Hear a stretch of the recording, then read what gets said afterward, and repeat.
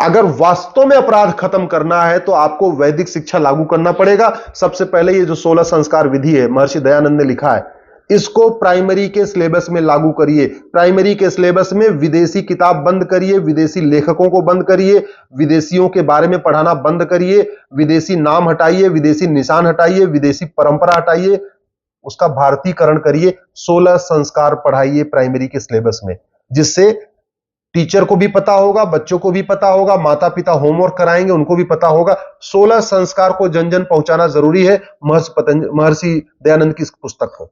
दूसरा, अगर आपको अपराध खत्म करना है, महर्षि दयानंद सरस्वती ने सत्यार्थ प्रकाश लिखा है, इसको प्राइमरी के सिलेबस में डालिए। सत्यार्थ प्रकाश पढ़ेगा बच्चा, उसका दिमाग ठीक होगा, मन शांत होगा।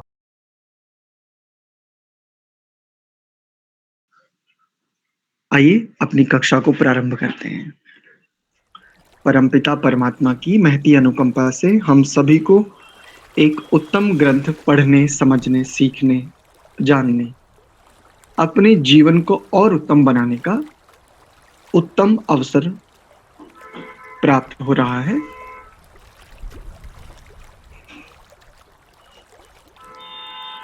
मंत्र पाठ करते हुए आइए अपने विषय पर आगे बढ़ते हैं।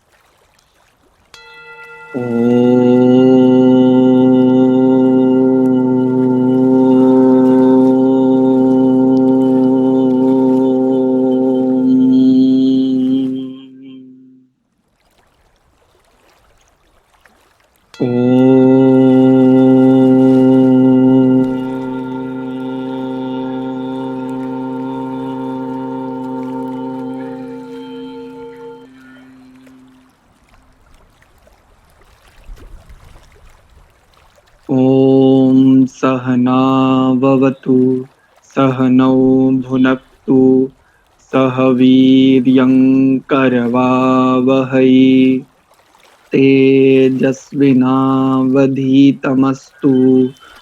मा विद्विषावहै। ओम शांति शांति शांति।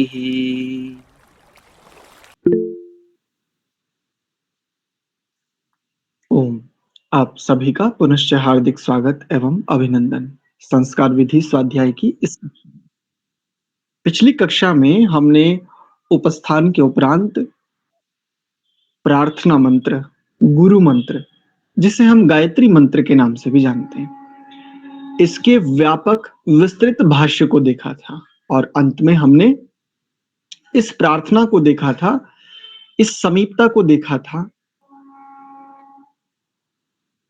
आइए इसके अर्थ को भी तनिक विचार कर लेते हैं। हे सच्चिदानंदानंद स्वरूप, पदच्छेद करेंगे तो हे सच्चिदानंद अनंत स्वरूप। सत, चित और आनंद, पहले भी कई बार चर्चा हुई इस पर। हमारी ही अपनी सनातन परंपरा में कुछ लोग ऐसे भी हैं जो बोलिए सच्चिदानंदेश्वराय नमो नमः, बोलो सच्चिदानंद भगवान की जय इत्यादि वाक्य हमें सुनने को मिलते हैं। किंतु यदि उनसे हम पूछें, आप जानते हैं सच्चिदानंद भगवान कौन से हुए? अन्य विष्णु भगवान शिव आदि के विषय में उनकी कुछ ना कुछ अवधारणा मिलेगी, किंतु सच्चिदानंद भगवान को लेकर के अभी तक उनकी कोई अवधारणा मिलती ही नहीं है। और ये व्यापक भी है, केवल किसी एक स्थान पर नहीं, अपितु अलग अलग स्थानों पर, बहुत स्थानों पर ये हम लोगों को कहते हुए सुनते हैं। सच्चिदानंद भगवान को क्यों कहा जाता है या किस भगवान का नाम सच्चिदानंद है, उसको सबसे पहले देख लेते हैं। सत कहते सत्ता को, एग्जिस्ट को। जो पदार्थ विद्यमान हो, विद्यमानता को सत कहते हैं। जो एग्जिस्ट करता हो। इसके लिए एक सरल शब्द है वस्तु। वस्तु की जब हम बचपन में, आपने भी पढ़ी होगी, बचपन में हमने एक परिभाषा पढ़ी थी कि वस्तु किसे कहते, तो हमें एक परिभाषा स्मरण करवाई थी हमारे अध्यापक ने कि जिसमें भार होता है और जो स्थान घेरती है। और उसके लिए उदाहरण दिया था, पहले एक खाली गुब्बारा और उसके बाद फिर गुब्बारे में हवा भर के वो तराजू से उसको माप लिया गया। इस आधार पर, ये प्रायोगिक प्रशिक्षण के आधार पर हमें ये समझाया गया कि वस्तु उसे कहते हैं जो स्थान घेरती है और जिसमें भार होता है। ये एक परिभाषा हमें बचपन में पढ़ाई गई। थोड़ी और बड़े हुए वस्तुओं की परिभाषा समझते समझते, वास्तव में वस्तु कहते किसे हैं? यदि ये बात माने, इस परिभाषा को माने कि जिसमें भार होता है और जो स्थान घेरती है उसे वस्तु कहते हैं, तो फिर भूख को हम वस्तु नहीं कह सकते, फिर हम आत्मा को वस्तु नहीं कह सकते, फिर हम प्यास को वस्तु नहीं कह सकते, सुख दुख की अनुभूति को वस्तु नहीं कह सकते, इत्यादि। वायु को गुब्बारे में कैद करके तब जाकर के वो बताया जा रहा है कि वो स्थान घेरती है, वैसे देखे तो उसको वस्तु नहीं माना जा सकता। आकाश को तो कदापि वस्तु नहीं कहा जा सकता यदि इस परिभाषा को मान करके चले। प्रश्न ये होता है फिर वस्तु की सही परिभाषा क्या है?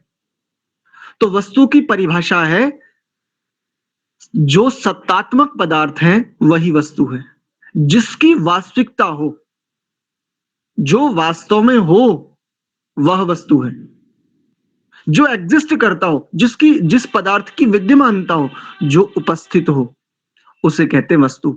तो परमात्मा की सबसे पहले, इसमें देखो, ईश्वर, परमात्मा, भगवान, परमेश्वर, जिस भी नाम से आप लें, सबसे पहले उसकी सत्ता है। ये एक भगवान का एक नाम इस बात को स्पष्ट कर रहा है, सबसे पहले उसकी सत्ता है। सत्तात्मक तीन पदार्थ मुख्य रूप से अनादि माने जाते हैं, जिनको हम कूटस्थ अनादि कहते हैं, कूटस्थ नित्य कहा जाता है। ईश्वर, उपादान कारण, जिसको प्रधान प्रकृति कह लीजिए, प्रधान कह लीजिए, और आत्मा, जिसको जीवात्मा भी कह लेते हैं। ये तीन कूटस्थ नित्य पदार्थ हैं। इन तीनों की सत्ता है, ये तीनों वस्तु हैं।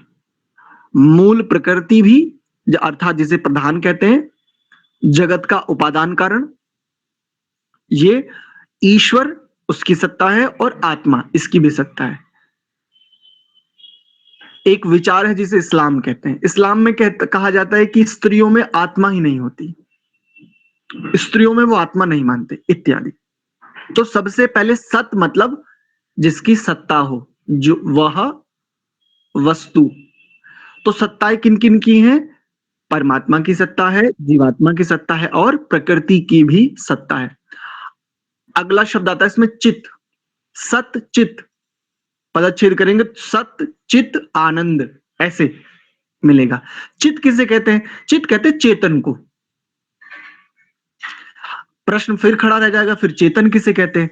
जिसका संबंध ज्ञान के साथ होता है, जिसमें ज्ञान आदि व्यवहार पाए जाते हैं, उसे कहते हैं चेतन। प्रकृति में, जिसको हम जगत भी कह देते हैं, संसार भी कह देते हैं, संसार में स्वयं कोई ज्ञान नहीं है। संसार के पदार्थों से मनुष्य आदि प्राणी और परमात्मा, इन सांसारिक पदार्थों से व्यवस्थाएं आदि बनाते हैं, इनसे अपने जीवन का निर्वाह करते हैं प्राणी आदि। किंतु प्रकृति में, या यूं कहें सृष्टि में, कोई ज्ञानात्मक व्यापार नहीं है, उसका अपने पास, उसके पास कोई ज्ञान नहीं है। तो सबसे पहले चेतन कहेंगे जिसमें ज्ञान हो। तो सबसे पहला सत यानी जिसकी सत्ता है, दूसरा है चेतन यानी जो ज्ञान आदि गुणों वाला है। क्योंकि क्रिया अगर देखें तो प्रकृति में क्रिया मिलती है। प्रकृति में, जिसको हम जड़ वस्तु भी मान लेते हैं, जड़ वस्तु में भी क्रियाएं मिलती हैं, लेकिन चेतन का मुख्य लक्षण है ज्ञान, प्रयत्न। प्रकृति स्वयं कोई प्रयत्न कर ही नहीं सकती। सृष्टि में कोई भी प्रयत्न स्वयं से घटित हो ही नहीं पाएगा। इसलिए सत हो गया, चित हो गया। तो सत तीन पदार्थ हैं, परमात्मा, जीवात्मा और प्रकृति। चित्त दो पदार्थ हैं, परमात्मा और आत्मा। प्रकृति चित्त नहीं है, प्रकृति है जड़। देखो कितना बढ़िया विश्लेषण, कितना बढ़िया वर्गीकरण है। एक शब्द कितना गंभीरता को बताता है। सत चित, एक शब्द बचा आनंद। प्रकृति के पास आनंद नहीं है, जीवात्मा के पास भी आनंद नहीं है। जीवात्मा को प्रकृति की सहायता से आनंद चाहिए और आनंद है केवल परमात्मा के पास। इसलिए परमात्मा को आनंद स्वरूप कहा जाता है।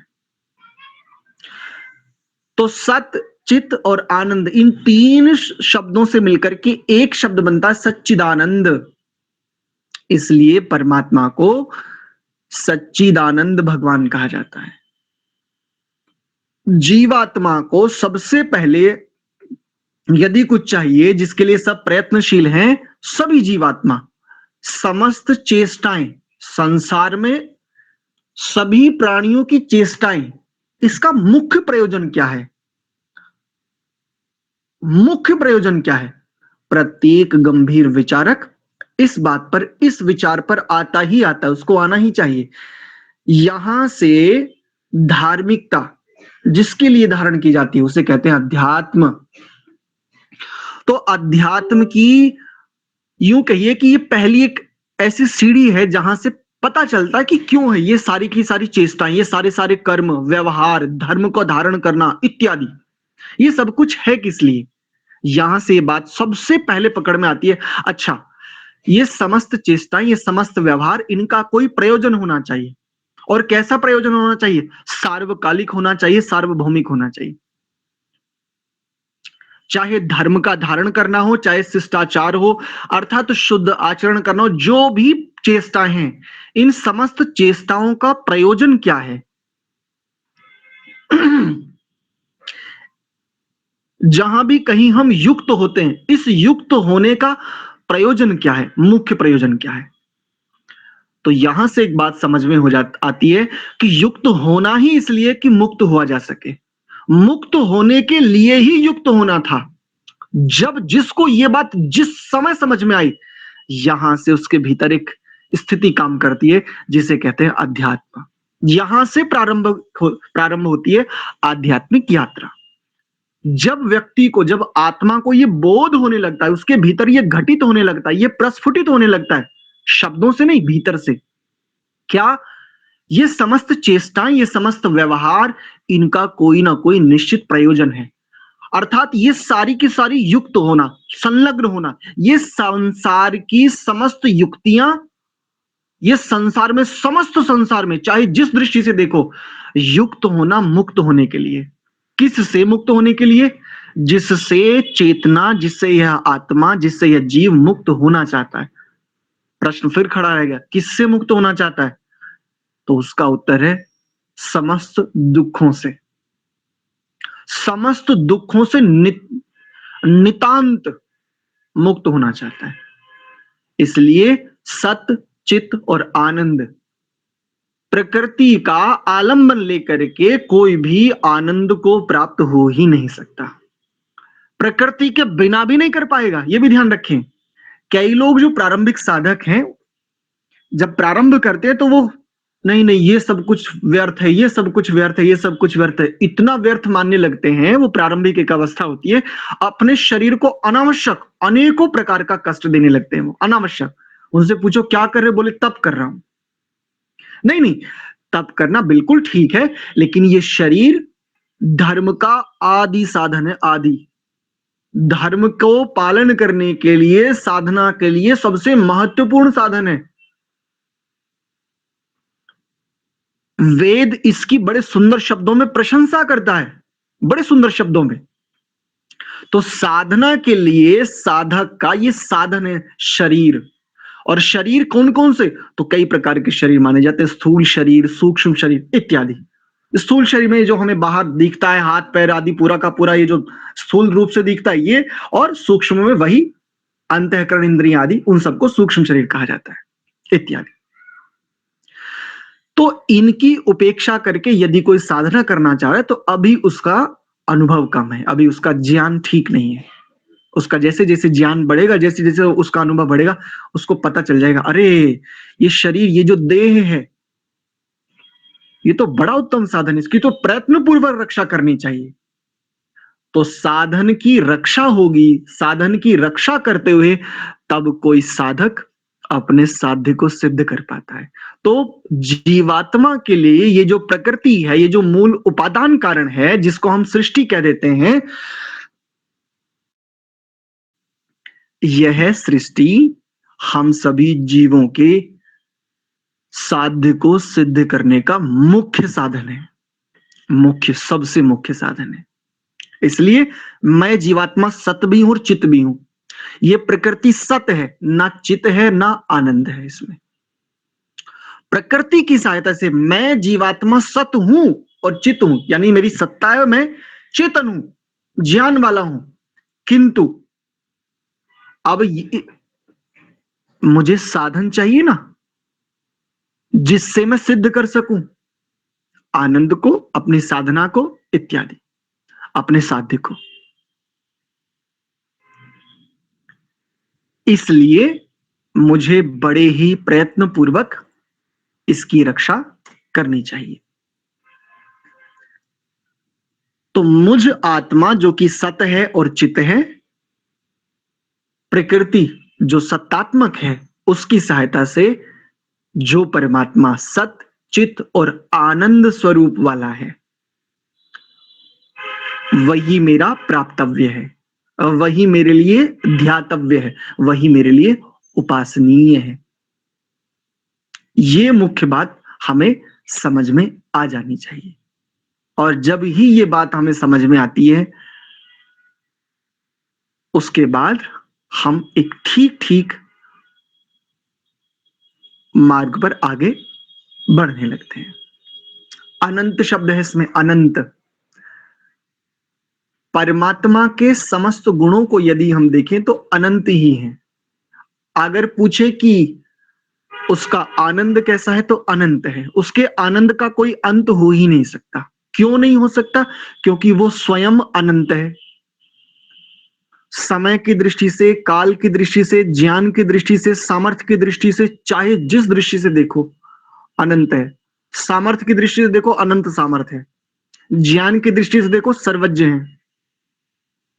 चाहे जिस दृष्टि से देखें, तो सच्चिदानंदानंत स्वरूप, ऐसा एक शब्द था वहां पर।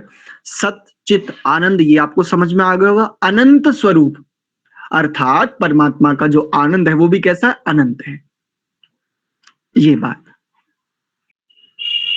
तो हे सच्चिदानंदानंत स्वरूप, जब साधक इस बात को समझ करके आप अनंत हो, कैसे अनंत हो आप? ऐसा कौन सा स्थान है जहां पर आप नहीं हो? जब सब जगह आप विद्यमान हैं, तो आनंद स्वरूप है। और आपका आनंद सामान्य आनंद नहीं है। ऐसा नहीं है कि केवल चित्त में था और मन में नहीं बचा। मन में था, बुद्धि में नहीं है। बुद्धि में था, इंद्रियों में समाप्त हो गया। इंद्रियों में था तो स्थूल देह में समाप्त हो गया। ऐसा कोई कण नहीं है, ऐसा कोई परमाणु नहीं है जहां पर यही सच्चिदानंद भगवान विद्यमान न हो। और इनकी सन्निधि में बैठने वाला भला कैसे आनंद से रहित रह सकता है? तो संसार से भी आनंदित होने का जो ये जो संदर्भ है, इसलिए जुड़ता है। एक बात कही जाती ना, पिछली कक्षा में हमने कही थी, संसार में सुख है और परमात्मा में आनंद है। जब साधक परमात्मा को सर्वव्यापक उसको अनुभव में लेने लगता है, उसकी अनुभूति में परमात्मा की सर्वव्यापकता सिद्ध होने लगती है, उसे बोध होने लगता है, हर एक स्थान में परमात्मा को प्रभु दर्शन कर रहा है, तब संसार की समस्त प्रत्येक छोटी से छोटी चेष्टाओं में भी वो आनंदित होता है। वो हर स्थान पर कहता है, अरे वाह, तूने अच्छी लीला की। तेरी इच्छा पूर्ण हो। बिल्कुल महर्षि जी की तरह, जैसे अंतिम समय में महर्षि दयानंद जी कहते थे। आगे देखिए, हे नित्य शुद्ध बुद्ध मुक्त स्वभाव। परमात्मा की शुद्धता कैसी? नित्य है। हमारी जो शुद्धता है वो अनित्य है। कभी हम जब हम कर्म के बंधन से बंध जाते हैं, अगर मूल से देखें मौलिक दृष्टि से तो प्रत्येक चेतन, जिसको हम जीवात्मा कहते हैं, वो शुद्ध ही है। अप्रतिसंक्रमा शुद्धा च अनंता च इत्यादि। प्रत्येक जीवात्मा मूल स्वभाव से तो शुद्ध ही है, किंतु कर्म आदि बंधन से, कर्माशय के बंधन में आकर के अशुद्ध भी हो जाता है। स्वभाव से जीवात्मा भी बुद्ध ही है, अर्थात बोध वाला ही है। इसका बुद्ध स्वभाव ही है। बोध कहते हैं ज्ञान को, अनुभूति को, प्रत्यक्ष को। जीवात्मा, प्रत्येक जीवात्मा स्वाभाविक रूप से, नैसर्गिक रूप से मुक्ति की मांग वाला ही है। और मांग नहीं, ये इसका स्वभाव है। ये प्रत्येक स्थिति से मुक्त होना चाहता है, रिक्त होना चाहता है, छूटना चाहता है, खाली होना चाहता है। उदाहरण के लिए किसी भी उदाहरण को ले लीजिए। एक साधक साधना करते करते करते एक समय ऐसा भी आता है, अब ये साधना के लिए जो प्रयत्न है, प्रयत्न भी नहीं चाहिए उसे। वो कहता प्रभु प्रयत्न कर करके ना थक गया हूं बस अब। एक समय ऐसा आता है कि व्यक्ति तर्क को अपने जीवन में प्रधानता देता है, तर्क प्रधान हो जाता है उसका जीवन, समूचा जीवन तर्क प्रधान, केवल तर्क।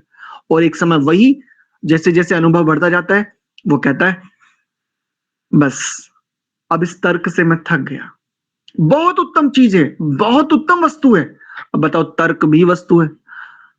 तर्क कौन सा स्थान घेरता है, तर्क में कितना भार होता है। अगर उस परिभाषा को ले तो तर्क को वस्तु नहीं माना जा सकता, विचार को वस्तु नहीं माना जा सकता, इत्यादि। तो परिभाषाएं जो सत्तात्मक है वह वस्तु, इसलिए परिभाषाएं पूर्ण होनी चाहिए।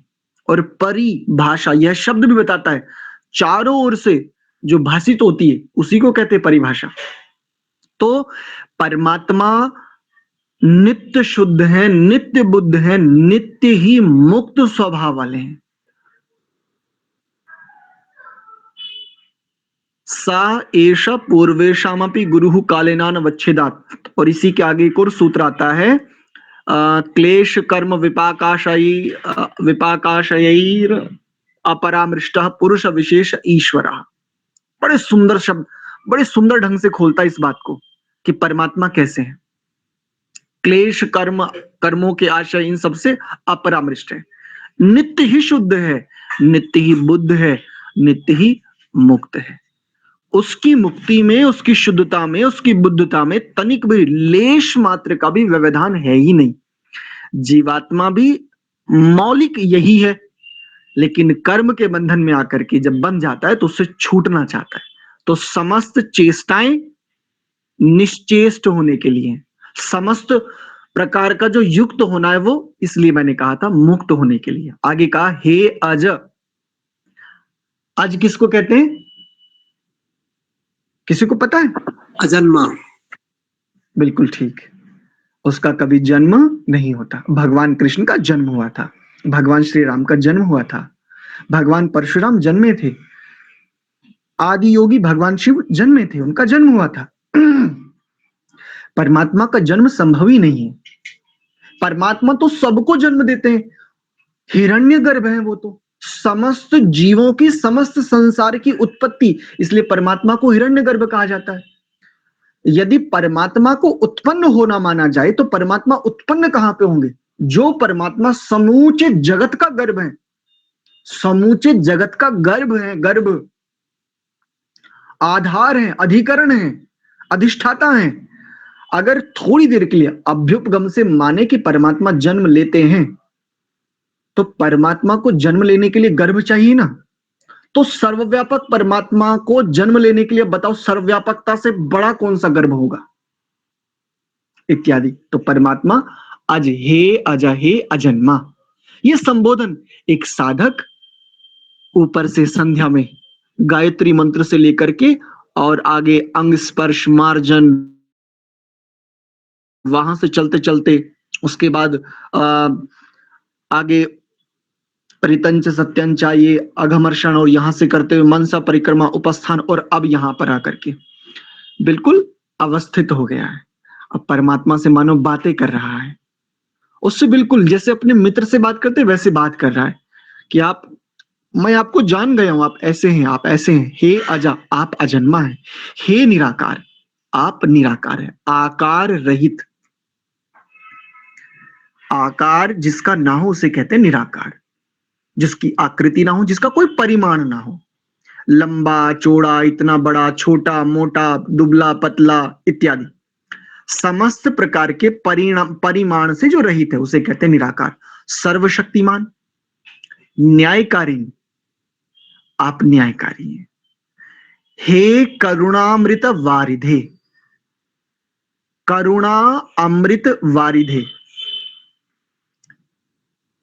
बड़ा सुंदर शब्द है।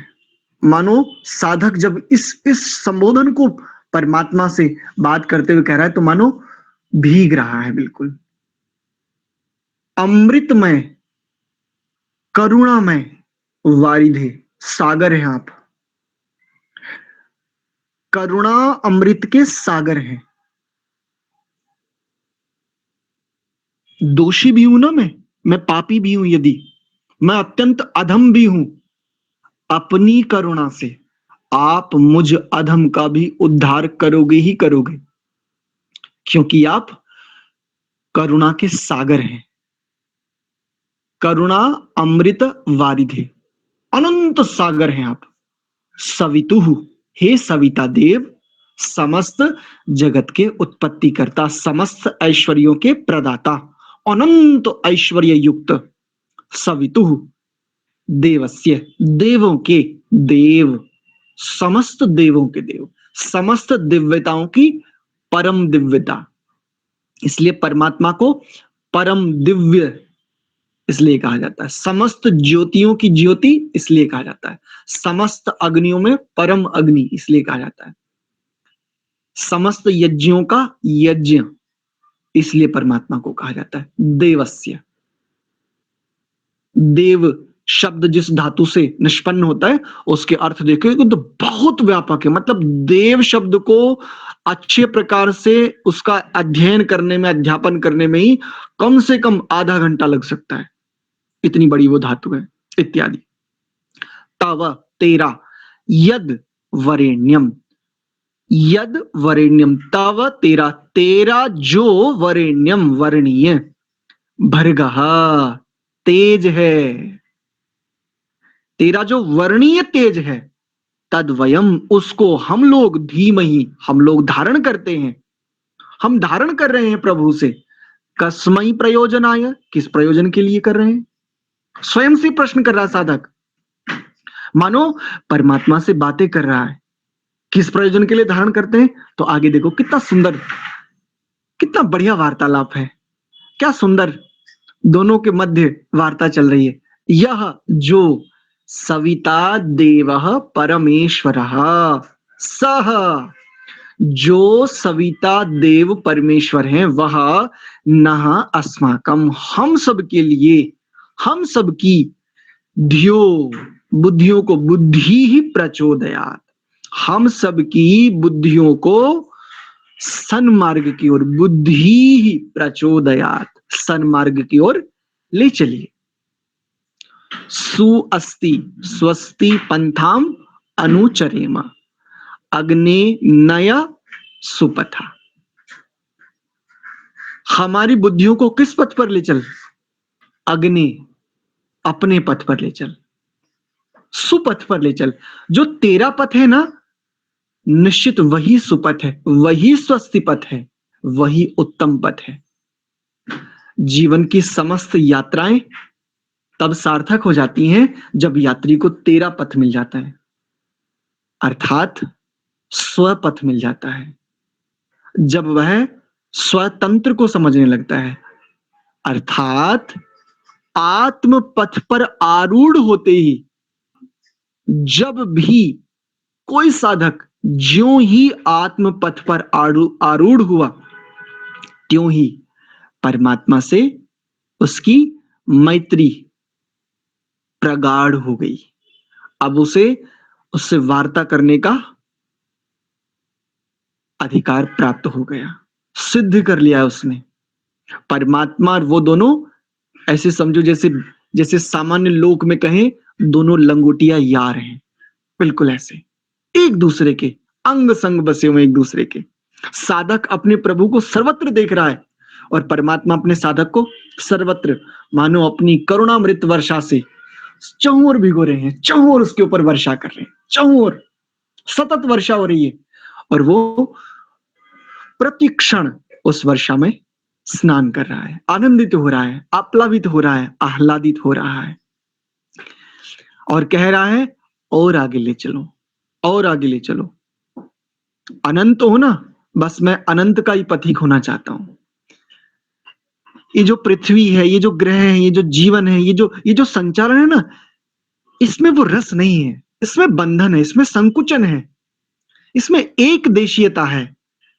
मैं इससे मुक्त होना चाहता हूं, मैं सर्वत्र विचरण करना चाहता हूं, मैं अनंत पथ को देखना चाहता हूं, मेरी चाह है ऐसे उस पथ पर मुझे ले चलिए। अग्नि नय सुपथा, यो ही जो सम्यक ध्यातः, जो ही सम्यक ध्यान है, प्रार्थितः प्रार्थना है, प्रार्थना करता है, सर्व इष्ट देव परमेश्वर, सभी का इष्ट देव कौन है? परमेश्वर। स्वकृपा कृपा कटाक्षेण, अपनी कृपा कटाक्ष से, जैसे कहते हैं ना अपनी कृपा से, अपनी कृपा कटार से, तो स्वकृपा कटाक्षेण अपनी कृपा से, स्वशक्त्या अपनी शक्ति से, च और ब्रह्मचर्य विद्या विज्ञान सद्धर्म जितेंद्रियत्व पर ब्रह्मानंद प्राप्तिम अति अति अस्माकं धीहि कुर्यात अस्मै प्रयोजनाय। ऊपर प्रश्न किया था ना कस्मै प्रयोजनाय, अब देखो कितना बढ़िया उत्तर यहां पर आ रहा है। यो ही जो भी सम्यक ध्याता, सम्यक ध्यान है, ध्यान करता है, प्रार्थिता है, प्रार्थना करता है, सर्व इष्ट देवा, समस्त इष्टियों को सिद्ध करने वाला, समस्त इष्ट की पूर्ति करने वाला जो देव है, परम ईश्वरा परमेश्वरा, वह क्या करता है आगे? स्वकृपा कटाक्षेण, अपनी कृपा कटाक्ष से, स्वशक्तिया अपनी शक्ति से, और ब्रह्मचर्य विद्या विज्ञान सत धर्म, उसकी शक्ति से समस्त इष्ट की सिद्धि के लिए, समस्त चाह की पूर्ति के लिए अपने को क्या करना चाहिए? ब्रह्मचर्य विद्या विज्ञान सत धर्म जितेंद्रियत्व पर ब्रह्मानंद प्राप्तिम अति अस्माकम धीहि कुर्यात अस्मै प्रयोजनाय, इस प्रयोजन के लिए हमारी धी को, हमारी बुद्धि को कुर्यात कीजिए। कैसा कीजिए? ब्रह्मचर्य विद्या विज्ञानो सत धर्म युक्त कीजिए। और कैसा? ये कब संभव है? जितेंद्रियत्व, जब तक जितेंद्रियता नहीं होगी तब तक ऐसा संभव नहीं है। और जितेंद्रियता के लिए क्या करना होगा? ब्रह्मचर्य। ब्रह्मचर्य को हमें समझ लेने की आवश्यकता है। वर्तमान में ब्रह्मचर्य के केवल एक दो संदर्भ साझा किए जाते हैं। या तो ब्रह्मचर्य का अर्थ केवल इतना किया जाता है कि वीर्यादि धातुओं की रक्षा, बस। या फिर ब्रह्मचर्य का थोड़ा सा कुछ लोग, कुछ विद्वान ऐसा भी अर्थ कर देते हैं कि ब्रह्मचर्य अर्थात ईश्वर का ध्यान, ईश्वर की उपासना, ब्रह्म में विचरण, एक ऐसा भी अर्थ कर दिया जाता है। किंतु क्या ब्रह्मचर्य इतना ही है? क्या वास्तव में बस इतना ही ब्रह्मचर्य है? ब्रह्मचर्य को मैं अभी आपको दिखाता हूं। ये हम अपने बालकों को पढ़ाते हैं। लगभग 8 वर्ष से और 17 वर्ष तक के बालक हैं, उनके लिए हम एक सिलेबस स्वयं ही बनाते हैं और वो हम पढ़ाते हैं उन बालकों को। वो बाद में दिखाऊंगा, पहले हम इसको पूरा कर लेते हैं। तो धीहि कुर्यात अस्मै प्रयोजन है, इस प्रयोजन की सिद्धि के लिए। किस प्रयोजन की? ब्रह्मानंद प्राप्ति, ब्रह्मानंद की प्राप्ति के लिए, सच्चिदानंद अनंत स्वरूप, उस आनंद की प्राप्ति के लिए। कैसा है वह आनंद? ब्रह्मानंद। तो आत्म पथ पर चलने वाला जो यात्री है वही ब्रह्मानंद प्राप्त कर सकता है। और उसके करने के लिए ब्रह्मचर्य पालन, विद्या का अर्जन, विज्ञान आदि का अच्छे प्रकार से विश्लेषण, उसका समझना, उसका धारण, सत धर्म आचरण, जितेंद्रियता अर्थात वशित्व, दूसरों पर वशित्व करना चाहते हैं। पत्नी मेरे वश में हो जाए, पिता मेरे वश में रहे, ये सारी के सारी जितने संतान है ये मेरे वश में रहे, मेरा कहा माने।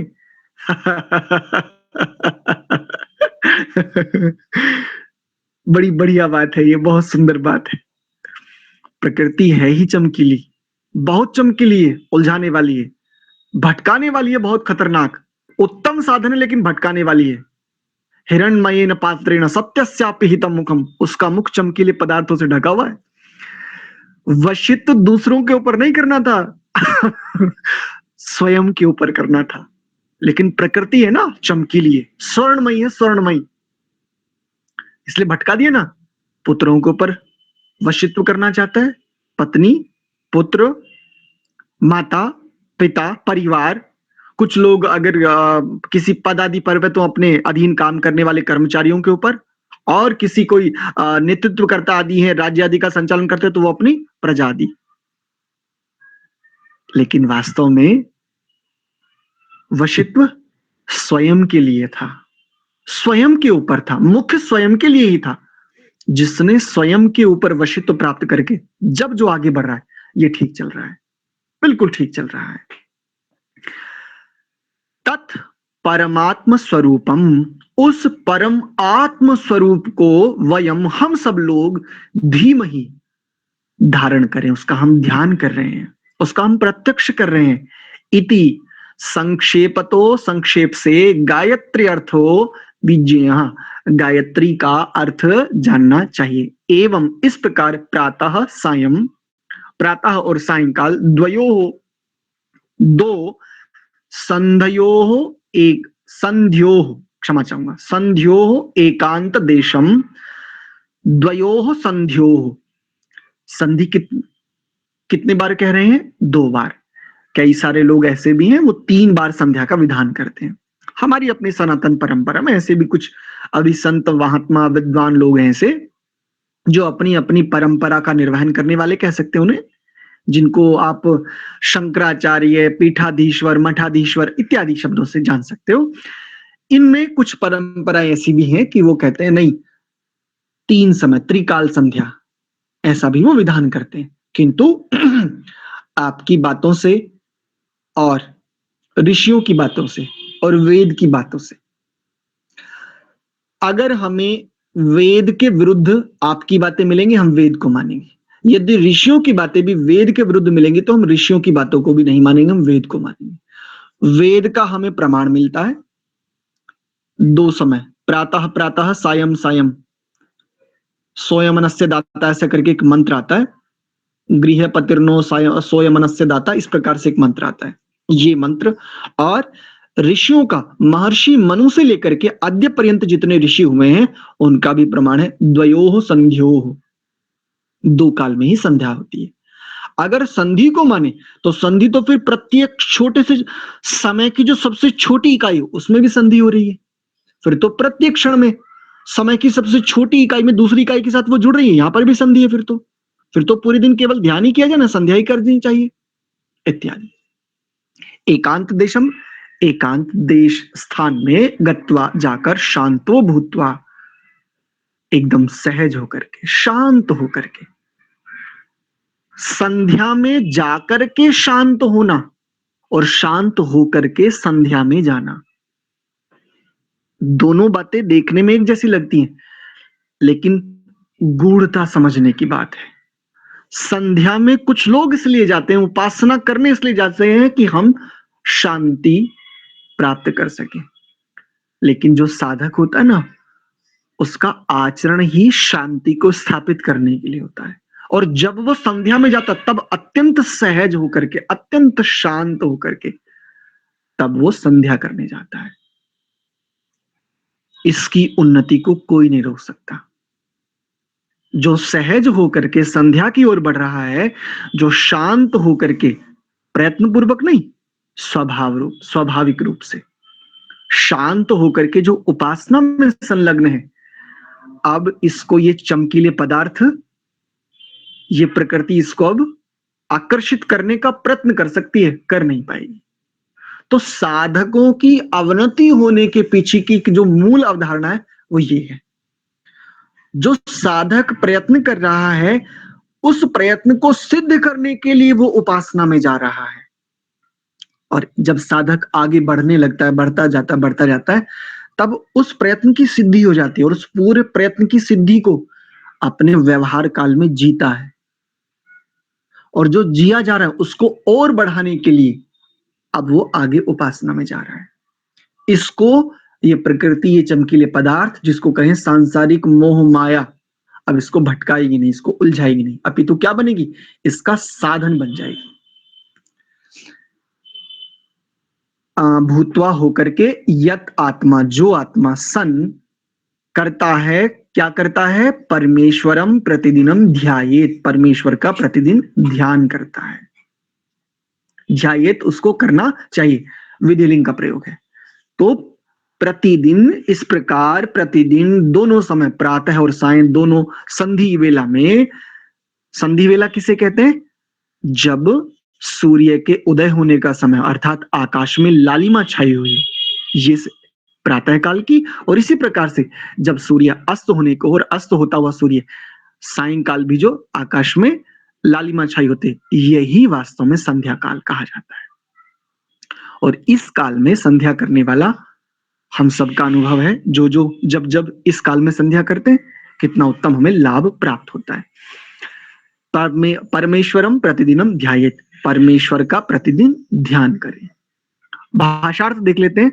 अथ गुरु मंत्रा, ओम भूर्भुवस्व, अकार उकार और मकार के योग से ओम यह अक्षर सिद्ध होता है, सो यह परमेश्वर के सब नामों में उत्तम नाम है, जिसमें सब नामों के अर्थ आ जाते हैं।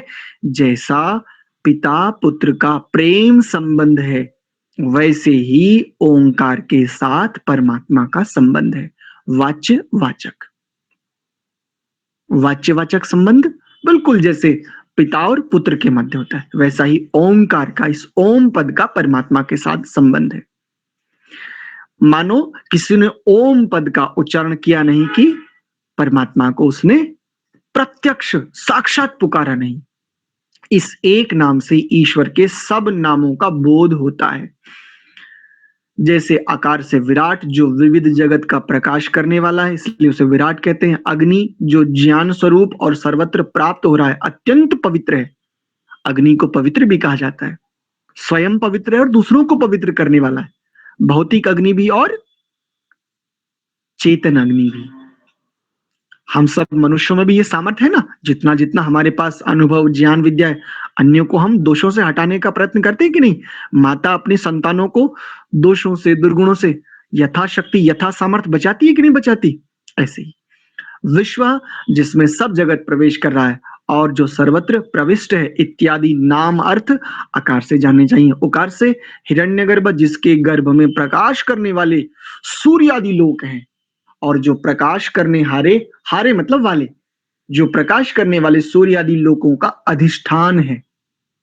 इससे ईश्वर को हिरण्यगर्भ कहते हैं। हिरण्य के नाम ज्योति, अमृत और कीर्ति हैं। ज्योतिर्वै हिरण्यम, तेजो वै हिरण्यम इत्यादि हमने देखा था ना। तो हिरण्य के नाम क्या है, ज्योति, अमृत और कीर्ति इत्यादि। वायु क्यों कहते हैं, तो जो अनंत बल वाला, सब जगत का धारण करने वाला है, इसलिए उसे वायु कहते हैं। तेजस क्यों कहते हैं, जो प्रकाश स्वरूप और सब जगत का प्रकाशक है, इत्यादि अर्थ उकार मात्रा से जानने चाहिए। तथा मकार से ईश्वर, जो सब जगत का उत्पादक, सर्वशक्तिमान, स्वामी और न्यायकारी, इसलिए उसे ईश्वर कहते हैं। आदित्य क्यों कहते हैं, जो नाश रहित है, जिसका नाश नहीं होता, उसे आदित्य कहते हैं। इसलिए 48 वर्ष पर्यंत जो अपनी वीर्य आदि धातुओं की प्रयत्न पूर्वक रक्षा करता है, एक बिंदु भी अपने देह से बाहर नहीं जाने देता, इसलिए उसको क्या कहा जाता है, उसको अमृत पुत्र कहा जाता है, उसको आदित्य ब्रह्मचारी इसलिए कहा जाता है। मृत्यु पर वशित्व, मृत्यु उसके वश में हो जाती है। हमारे समक्ष उदाहरण है पितामह भीष्म, भगवान कृष्ण इत्यादि।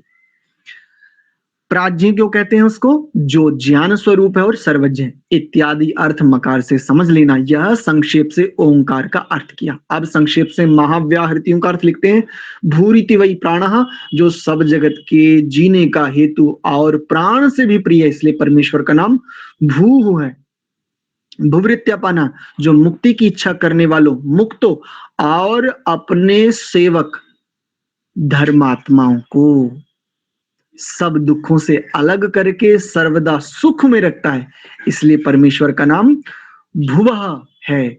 स्वरिति व्यानः, जो सब जगत में व्यापक होके सबको नियम में रखता है, अर्थात उनका नियंता है, संचालन करता है और सबका ठहरने का स्थान तथा सुख स्वरूप है, इसलिए परमेश्वर का नाम स्व है।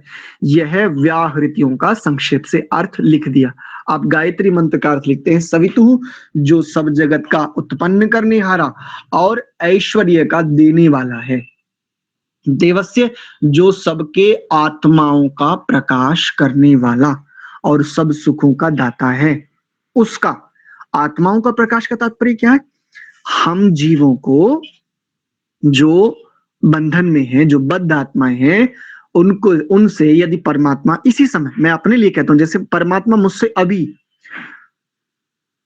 स्थूल देह और सूक्ष्म देह में एक वस्तु होती है जिसे कहते हैं अंतःकरण, और अंतःकरण में एक और साधन है जिसे कहते हैं अहंकार। एक अहंकार घमंड वाला होता है, और अहंकार होता है जिससे मुझे मेरे होने का बोध होता है, उसे अहंकार कहते हैं। हाँ, किसी ने हैंड रेज किया, आपके प्रश्न का मैं अभी लूंगा। बस एक बार थोड़ा सा इसको देख लेते हैं, फिर आपके प्रश्न को ले लेंगे। यदि परमात्मा मुझसे अहंकार नामक तत्व ले लेना, वो साधन ले ले, मुझे मेरे होने का बोध भी नहीं होगा। इस दृष्टि से आत्माओं का प्रकाश करने वाला परमात्मा को कहा जाता है। इतना सरल, इतना सूधा, इतना सच्चा, अन्य कोई विचार, कोई मत, कोई पंथ, कोई भी विचारधारा इतना सूधा, इतना सरल, इतना सच्चा, इतना सहज कोई प्रकाशित नहीं करता, चाहे अपनी सनातन परंपराएं हो और अन्यों की तो कथा ही क्या कहे, इत्यादि। तो उसका वरेण्यम, जो अत्यंत ग्रहण करने योग्य है।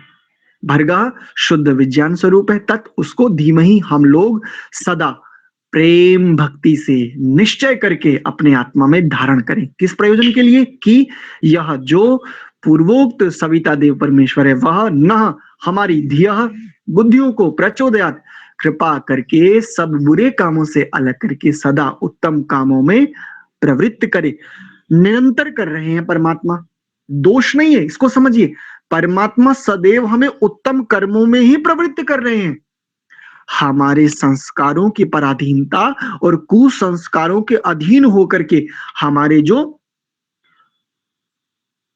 दुष्ट अभ्यास हैं, दुष्ट आचरण है, उसके कारण से हम परमात्मा की उस प्रवृत्ति को, उस प्रेरणा को हम अनसुना कर देते हैं।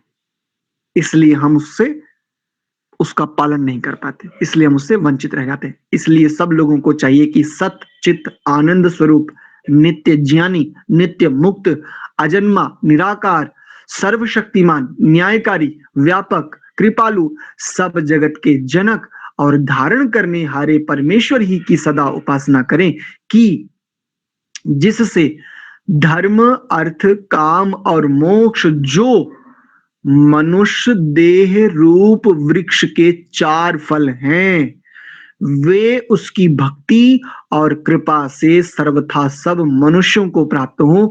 यह गायत्री मंत्र का अर्थ संक्षेप से हो चुका। अथ समर्पणम, इसको हम कल की कक्षा में देखेंगे। उससे पहले कि मैं आपको ब्रह्मचर्य शब्द का छोटा सा संदर्भ आपके साथ साझा कर लेता हूं, तो ये हमने थोड़ा सा एक बालकों के लिए डिजाइन किया था। संक्षेप में बस मैं आपके साथ साझा करना चाह रहा हूं कि वास्तव में ब्रह्मचर्य होता क्या है। ये बहुत थोड़ा सा डिजाइन किया है, क्योंकि पेज मतलब एक सीमा होती है, बालकों को उनके स्तर के आधार पर दिया जा सकता है। ब्रह्म और चर्य, इन 2 शब्दों से मिलकर के ये ब्रह्मचर्य शब्द बनता है। ब्रह्म शब्द के हमने 5 अर्थ किए: ईश्वर, वेद, वीर्य, विद्या, आत्मा। चर्य शब्द के हमने भी 5 अर्थ किए, ध्यान, अध्ययन, रक्षण, अर्जन, उन्नति। ईश्वर का ध्यान करने वाला जो ध्याता है ब्रह्मचारी है। अब चाहे वो गृहस्थ हो, चाहे वो विरक्त हो, चाहे वो आसक्त हो, जो ईश्वर का ध्यान करता निश्चित वो ब्रह्मचारी कहलाने योग्य है।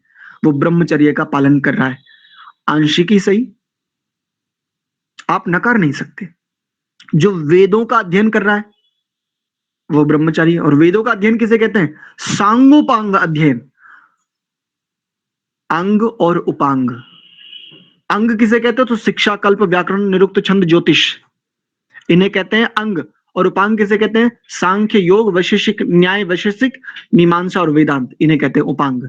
इनमें से किसी भी एक शास्त्र को यदि पढ़ रहा है और अगले शास्त्र के लिए उसने भीतर में संकल्पबद्ध है, किसी भी एक शास्त्र को पढ़ रहा है और आगे भी पढ़ने के लिए संकल्पबद्ध है, निश्चित ब्रह्मचारी है, निश्चित ब्रह्मचर्य का पालन कर रहा है। तीसरे स्थान पर हमने रखा वीर्य को। जो वीर्य का रक्षण कर रहा है, अपने देह के सबसे उत्तम धातुओं की रक्षा कर रहा है, जो वह भी ब्रह्मचारी है, वह ही ब्रह्मचारी है। ये सबसे अधिक प्रचलित है। नहीं, केवल वीर्य की रक्षा करने वाले अगर देखें तो बड़े बड़े पहलवान आपको मिल जाएंगे, लेकिन उनको प्रयोजन पता है कि वीर्य की रक्षा करने का प्रयोजन क्या था? वीर्य की रक्षा करके बलवान हो गए, लेकिन बलवान होने का प्रयोजन क्या था? जो आत्मवान हो ही नहीं पाया, वो बलवान होने का लाभ क्या रहा? बलवान होना आत्मवान होने के लिए, ईश्वर का ध्यान आत्मवान होने के लिए, वेद का अध्ययन भी आत्मवान होने के लिए, आत्म पथ को प्रकाशित करने के लिए। चौथा अर्थ हमने किया, ब्रह्म का अर्थ किया विद्या और चर्य का अर्थ किया अर्जन। विद्या का अर्जन करने वाला भी ब्रह्मचारी है, सत्य विद्याओं का। अब सत्य शब्द क्यों लगाना पड़ता है? तो विद्या के नाम से कई सारी और भी बहुत सारी कुटिलताओं को भी विद्या कहा जाता है, लेकिन विद्या की परिभाषा देखें तो सा विद्या या विमुक्त है। विद्या वही जो मुक्ति का मार्ग प्रशस्त करे। भले ही आत्मा की उन्नति के लिए प्रयत्न करने पर प्रयत्न करता, फिर कहीं ना कहीं कुछ ना कुछ जीवन में फिर कोई बाधा खड़ी होती है, फिर से गिर जाता है, फिर उठता है, फिर गिर जाता है, इसको भी ब्रह्मचर्य स्थिति वाला कहा जाएगा। इसको भी ब्रह्मचारी कहने में कदापि दोष नहीं है, क्योंकि धावतः स्खलनम दोषो न भवति। दौड़ते हुए यदि कोई गिर जाए, उन्नति के लिए प्रयास करते हुए यदि कोई फिसल जाए, उसे दोष नहीं माना जाता। तो ब्रह्मचर्य इतना व्यापक है। इस पर अगर हम देखें तो हमने बालकों को केवल इन 5 बिंदुओं को पढ़ाने के लिए हमने 5 यूनिट डिजाइन करने पड़ेंगे, समझिए।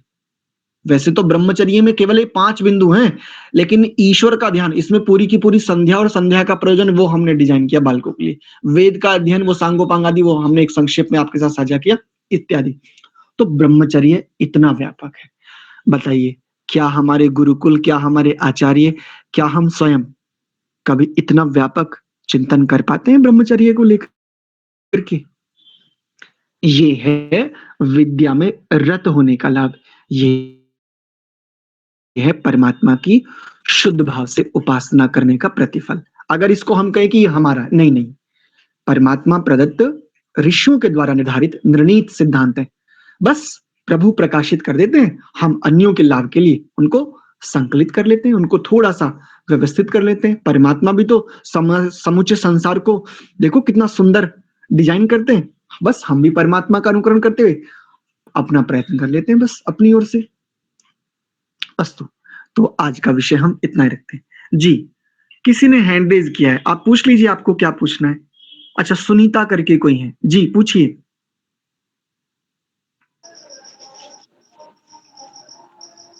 नमस्ते आचार्य जी। नमस्ते। मैं संस्कार विधि का क्लास करना चाहती हूँ, लेकिन इस टाइम मेरा क्लास चलता है, इसलिए नहीं कर पाती हूँ। और थोड़ा समय चेंज किया जाए तो मैं भी कर पाऊंगी, यही अनुरोध आपसे करती हूँ। जी जी, ठीक है। तो हम समूह में एक बार पूछ लेंगे सभी लोगों से, और यदि सभी लोगों की अनुकूलता होगी तो समय परिवर्तित कर लेंगे, कोई बात नहीं, ठीक है जी। जी, एक सवाल और है, ब्रह्मचर्य का 10 अर्थ बताएं, ये लिखा दे मुझे। 5 अर्थ है, 5, 10 नहीं, 5 है। जी लिखा दें। हाँ, ये हम आपको समूह में भेज देंगे, आप वहां से देख लीजिएगा, ठीक है? जी जी हाँ, वहां धन्यवाद। से। ठीक है, चलिए आज के विषय को इतना ही रखते हैं। एक बार उसी प्रेम भाव से, उसी युक्त भाव से, उसी मौलिक मुक्त भाव से, स्वभाव से, स्व अर्थात अपना निज भाव, आइए प्रभु को स्मरण करें, उनको कृतज्ञता पूर्वक धन्यवाद देते हुए, प्रभु बड़ा धन्यवाद। लंबा गहरा श्वास, प्रणव का उच्चारण।